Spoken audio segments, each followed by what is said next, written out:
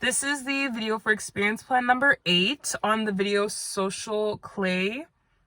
So my idea for this one is like exciting to me because I feel like it would be so much fun.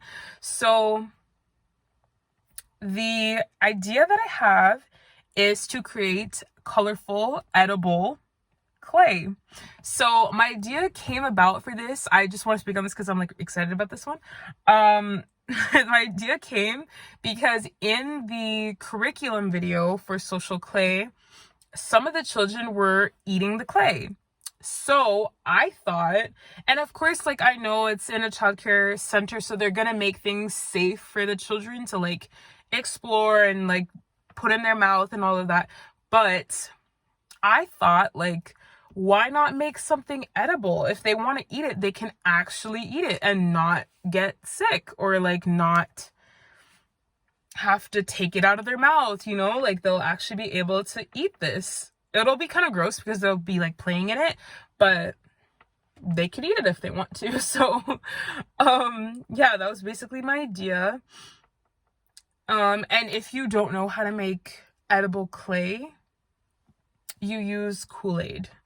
That's like the main ingredient that makes it like edible. You use Kool-Aid. But yeah, of course all of the ingredients are edible, but that's like the one that makes it taste good. So yeah, that's why I think the children will like it. If they do eat it, they'll be okay with it. So for observations, what I am anticipating the children will have problems with is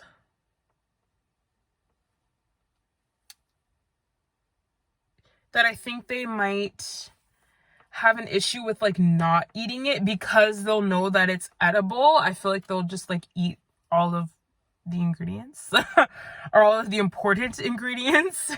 They might try to eat it all, but I think what will interest them the most is just being involved in the process of making the clay. It's different. It's something that we get to like cook, kind of, almost. It's like a cooking, baking experience. I feel like there's not a lot of opportunities to really do that other than like lunchtime.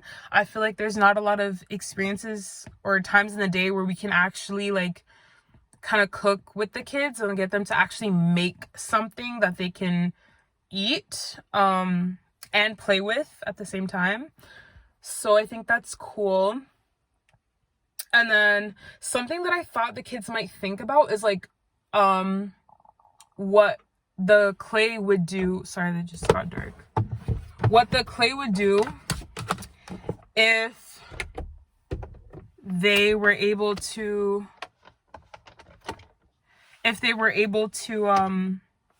change the ingredients a little bit. Sorry.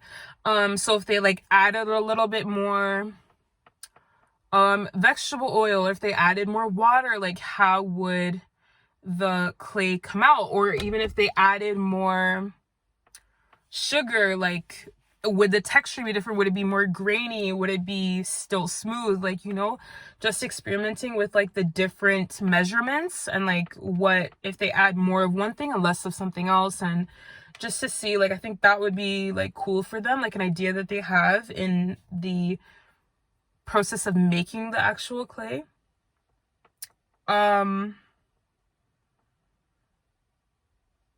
So something that I think I could do differently if I was going to do this again, I said that instead of using Kool-Aid, we could, so it'd still be edible, and then to replace the Kool-Aid, we would just add more sugar, probably, or powdered sugar.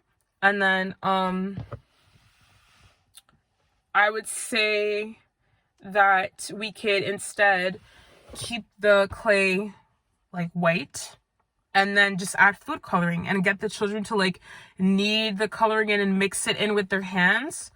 I feel like that also would help to develop their fine motor skills because they're constantly using their hands to motion and to work the coloring into the actual dough clay mixture. So I think that would be good just for their like physical development. I think that would be really good. So how I will support children with varying abilities. I will support children with varying abilities by engaging them in the activity as well as verbally interacting with them.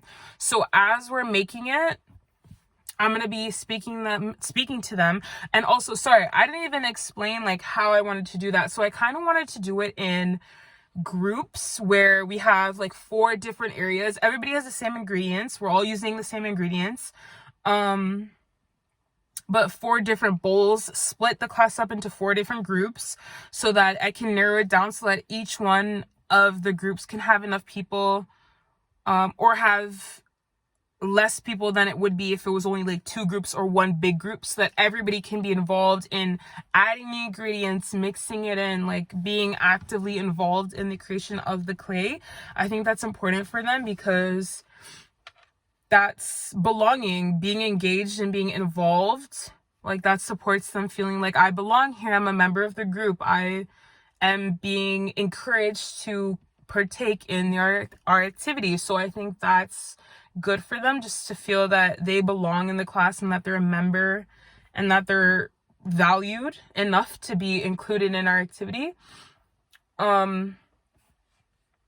So yeah, basically I'll support them with their varying abilities by just making sure they're being involved. Like, you can add this ingredient, you can add that ingredient, or you guys can choose amongst yourselves like what ingredient you want to add, who wants to mix, or if you guys want to take turns mixing and all of that. Like, just making sure everybody is being included in the activity is how I will support children with varying abilities.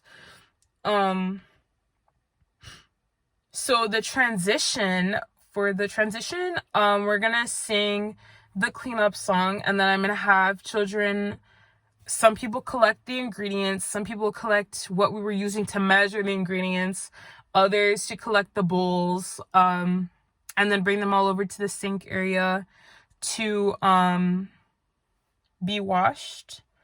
And then the rest of the cleanup will just be me. But we're gonna sing the cleanup song while we're doing that. I think also for like something like that, the fact that we're like cooking, baking kind of thing, singing the cleanup song will be fun because, like, I don't know, in my head I just envision it being fun, like singing that song while cleaning up all like the food materials that we were using and stuff.